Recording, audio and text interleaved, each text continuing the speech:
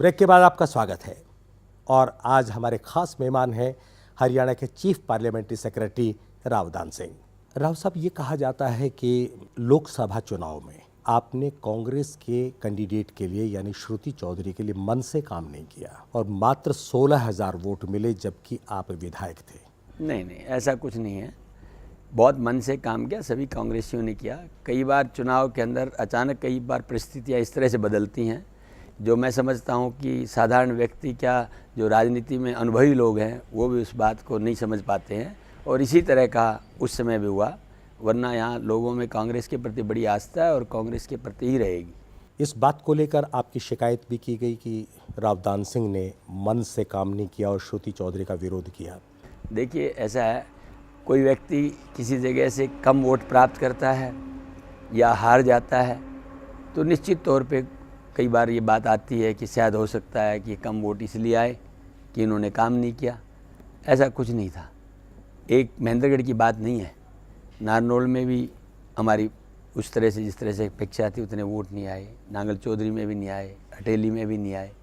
तो ये सारी परिस्थितियाँ एक हालात बस बदली और इसीलिए ये सब कुछ हुआ, वरना कोई दिक्कत नहीं। कांग्रेस के अभी 3 खिलाड़ी हैं, अच्छे खिलाड़ी हैं राजनीति के, कांग्रेस का विधायक, लेकिन कांग्रेस के कैंडिडेट को जो लोकसभा का चुनाव लड़ रहा है उसके प्रति लोगों के मन में कोई प्रेम नहीं, तो क्या ये माना जाए कि कांग्रेस के प्रति प्रेम है लेकिन कैंडिडेट के प्रति नहीं है? देखिए, कहीं ना कहीं कोई न कोई कमी और त्रुटि तो रही है। जब इतने कम मत आए तो मैं समझ सकता हूँ हमारी व्यवस्था में या प्रबंधन में या कहीं ना कहीं कोई पार्टी के संगठन में कमी तो रही है जिसकी वजह से इतने कम आए। ये जो आप रैली कर रहे हैं, क्या ये आने वाले चुनाव की तैयारी मानी जाए? देखिए, इसको चुनाव की तैयारी से जोड़ के नहीं देख सकते। इस रैली का मकसद मात्र एक है, वो है इस क्षेत्र का विकास।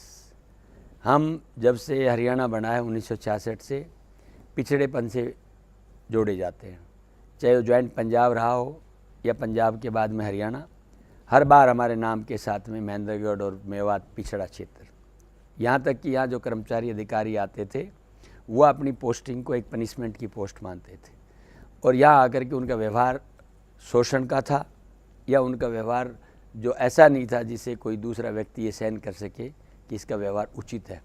उन लोगों को यही रहता था कि यहाँ अगर हम शोषण करेंगे, दुर्व्यवहार करेंगे, यहाँ के जनप्रतिनिधि हमारी शिकायत करेंगे और हम यहाँ से बदले जाएंगे और इससे बेहतर पोस्टिंग लेंगे।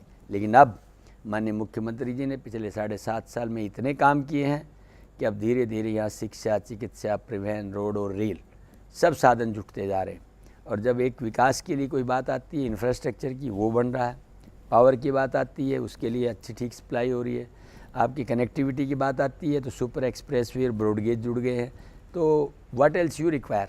तो धीरे धीरे वो मान्यताएँ बदलती जा रही। तो रैली करके और क्या चाहते हैं आप सीएम से? रैली करके ये चाहते हैं कि इस क्षेत्र के अंदर बचे हुए विकास के कार्य, क्या बचे हुए हैं? चाहे वो सीधी कनेक्टिविटी है दिल्ली की, चाहे यहाँ पर लोगों को रोज़गार के अवसर देने की बात आती है, चाहे गांव-गांव को लिंक करने की बात आती है, चाहे यहाँ पर शिक्षा के और संस्थान दे करके यहाँ इसको शिक्षा के हब के तौर पे डेवलप करने की बात आती है। क्योंकि इस क्षेत्र में ये हमारा दुर्भाग्य रहा कि आज से 7.5 साल पहले तक यहाँ 3 बीएड कॉलेज, वो भी 3 जिलों में, महेंद्रगढ़, रेवाड़ी और गुड़गांव में, इससे पहले कोई बीएड कॉलेज नहीं थे।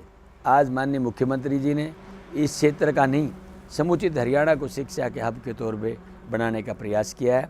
यहाँ केंद्रीय विश्वविद्यालय दिया है इन्होंने, रेवाड़ी के अंदर सैनिक स्कूल दिया है, गुड़गांव के अंदर डिफेंस यूनिवर्सिटी दी है, मेवात के अंदर मेडिकल कॉलेज दिया है, मुरथल के अंदर IT यूनिवर्सिटी दी है, बिल्कुल ठीक है, सोनीपत के अंदर महिला विश्वविद्यालय दिया है, जितना कुछ दिया, रोहतक में IIM दिया है। जितना कुछ दिया उसके लिए रैली तो नहीं की थी, फिर भी दे दिया उन्होंने? नहीं, ऐसा कुछ नहीं है। मुख्यमंत्री जी जहाँ जाते हैं वहाँ विकास के लिए एक लहर लेके जाते हैं और वहाँ जो जो व्यवस्थाएं देखते हैं, जो जो कमियां देखते हैं, निश्चित तौर पर उनका समाधान करते हैं। राव साहब, मेरा सवाल सिंपल एक है कि इतना विकास हुआ अब तक बिना रैली के हुआ, अब रैली करने की क्या जरूरत पड़ गई? क्या विकास करने के लिए रैली की जरूरी है? देखिए, 2-3 तरह की बातें आती हैं। प्रजातंत्र में सबसे बड़ी अदालत जनता की है। वहाँ कोई डॉक्टर का थर्मामीटर नहीं है जो बच्चे की जबान पे आप लगा दें और ये पता लगा ले इसका बुखार 102 डिग्री या 4 डिग्री है। जनता का आक्रोश, जनता की लोकप्रियता, जनता का प्यार अगर आपको जांचना है तो निश्चित तौर पे आपको रैली का माध्यम ही सबसे बड़ा माध्यम है। तो हम भी सोचते हैं कि अगर हम मतलब ये है रैलियां कि करें, ताकत प्रदर्शन करना है। ताकत समझ लीजिए, या आस्था या प्यार या लोकप्रियता, ये समझ लीजिए, यही एक पैमाना है मुझे तो प्रजातंत्र एक बात समझ में आती है कि नेता लोग भीड़ जुटा करके मुख्यमंत्री को ये दिखाना चाहते हैं कि आप देख लीजिए मैं कितना ताकतवर नेता हूं, और उसी ताकत को देखते हुए आप मुझे वजन दीजिए अपनी नज़रों में। यही देखिए, प्रजातंत्र में जनता की ताकत तो है ही। कोई नेता कितना ही बड़ा क्यों नहीं हो, अगर जनता उसके पीछे नहीं है तो उसकी सारी मान्यताएं खत्म हो जाती है, क्योंकि यहाँ तो मेजोरिटी का राज है। राव साहब, चुनाव जीतने का मतलब यह है कि जनता उनके साथ है। Of course. ठीक है, एक विधायक चुनाव जीत कर आया है, बाद में साबित करने की जरूरत नहीं है कि जनता उसके साथ है या नहीं है। फिर भी रैली होती है, इतना पैसा खर्च होता है, जनता आती है, भीड़ जुटती है, नारेबाजी होती है। ये कौन सा लोकतंत्र है? देखिए, हमारे पास राइट टू रिकॉल तो है नहीं, राइट टू रिकॉल नहीं है। हम कार्य करते हैं, हमारी कार्यप्रणाली ठीक है या नहीं है, जनता इस बारे में क्या एहसास करती है, ये उस विधायक को, उस सांसद को, उस मुख्यमंत्री को, उस मंत्री को जनता की रैली के माध्यम के अलावा कोई दूसरा पैमाना नहीं है जिससे जाए। और विरोधियों को निश्चित तौर पे विरोधियों को भी ये जवाब देना होता है, और अपनी पार्टी में जो विरोधी हैं उनको ये एहसास कराना होता है कि आगे आपको अगर हमसे ज़रूरत पड़ती है तो आप हमारी ताकत अभी से देख लीजिए। नहीं, विरोधी लोगों को तो इस बात का जवाब मिल ही जाता है कि हम विरोध में हैं, ये सत्ता में हैं, फिर भी एंटी इनकम्बेंसी का फर्क न पड़ करके विद इन पार्टी बात कर रहा हूँ। विद इन पार्टी ताकत दिखाने की जरूरत नहीं है, विद इन पार्टी तो सहयोग करने की जरूरत है। आज हमारी रैली है, उस रैली में हम 3 विधायक हैं, तीनों मिलकर के काम कर रहे हैं। आप विपक्ष की भूमिका को किस तरह आंकते हैं? देखिए, मैं समझता हूँ विपक्ष की भूमिका सकारात्मक आलोचना की होनी चाहिए। अगर कोई काम अच्छा कर रहा है तो उसकी सराहना करनी चाहिए, और अगर बुरा कर रहा है तो उसकी आलोचना करनी चाहिए, लेकिन हमारी आलोचना सकारात्मक होनी चाहिए। मैं समझता हूँ हमारा विपक्ष सकारात्मक आलोचना नहीं करता, विपक्ष के लिए विपक्ष, विरोध के लिए विरोध करता है। यही बात जब आप विपक्ष में होते हैं और विपक्षी सत्ता में होते हैं तो आप पर भी यही आरोप लगाया जाता है। बिल्कुल सत्य है ये बात, इसमें कोई दो राय नहीं। यानी आप लोग भी आलोचना के लिए आलोचना करते हैं? हम करते नहीं है, करते थे। सत्ता पक्ष करते नहीं है, पर सत्ता पक्ष मैं समझता हूँ यही आरोप लगाएगा, उनके पास इसके अलावा कोई दूसरा जवाब नहीं। यानी आपके पास भी कोई दूसरा जवाब नहीं? निश्चित तौर पे हम तो करते हैं, हम सही मान करके, उसको ठीक मान करके करते हैं। अब उसमें अगर कोई विरोधी या विपक्ष के लोग उसमें कोई नुक्ताचीनी या आलोचना करते हैं तो ये उनके आर्गूमेंट पे डिपेंड करता है कि किस तरह की आलोचना है, वो सत्य कह रहे हैं, असत्य कह रहे हैं, ये उसके बाद पता लग सकता है जब वो जवाब दें इसका।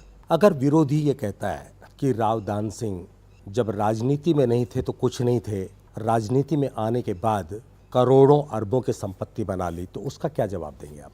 देखिए, जहाँ तक सवाल है ये राजनीति में नहीं थे तो कुछ नहीं थे, तो मैं तो इतना ही कहना चाहूँगा कि मैं ठीक है, बिल्कुल एक साधारण परिवार से, किसान परिवार से चल कर के राजनीति में आया हूँ। मेरा अतीत कोई राजनीति से जुड़ा हुआ नहीं रहा, बस मेरे से संघर्ष हमेशा जुड़ा हुआ रहा।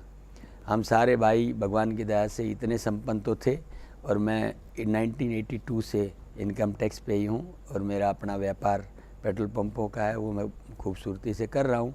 तो विरोधियों का ये आरोप लगाना कि वो कुछ नहीं थे, मुझे नहीं पता उनका पैमाना क्या है। पेट्रोल पंपों का कारोबार है या यानी पेट्रोल पंप का नहीं, पंप तो का कितने नहीं। पंप हैं? देखिए, ये तो जहाँ तक सवाल है, हमारी पूरी फैमिली इसी में है, जितने भी लोग हैं।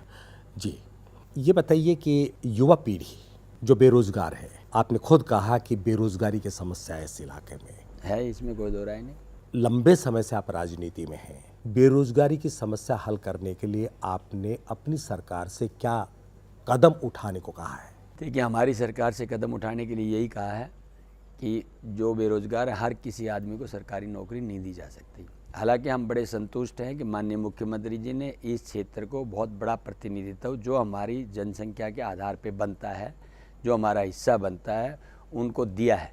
क्योंकि हम बहुत सालों तक वंचित रहे, हमारे साथ भेदभाव हुआ, हमारे साथ सौतेला व्यवहार हुआ, हमें नौकरियां नहीं दी गई, हमारा पानी नहीं दिया गया, हमें बिजली नहीं दी गई। आज कम से कम हम संतुष्ट हैं। पानी तो आज भी नहीं है।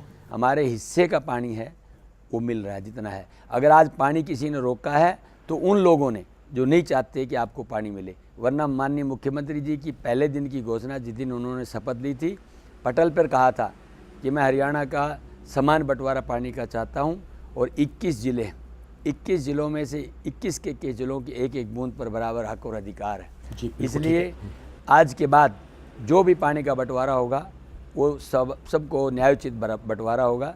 लेकिन 360 करोड़ रुपए हमारे खर्च करने के बावजूद भी कुछ हमारे विरोधी जो शेर को कचोर को कहते हैं घुज्जा, शाह को कहते हैं पकड़ ले, लोगों को इधर आके कहते हैं कि तुम्हें पानी देन ला के आएंगे, वहाँ उनको कहते हैं पानी नहीं जाने देंगे। उन लोगों ने न्यायालय में जा कर के कोई प्रतिबंध लगाने का प्रयास किया है। मुझे पूरा न्यायालय पे भरोसा है कि आज नहीं कल वो फैसला हमारे पक्ष में देंगे और वहाँ सागर का जो नीला पानी हमारे खेतों में आएगा। फिर से वक्त एक छोटे से ब्रेक का, और ब्रेक के बाद हरियाणा के chief parliamentary secretary Rao Dan Singh से बातचीत का सिलसिला बना रहेगा।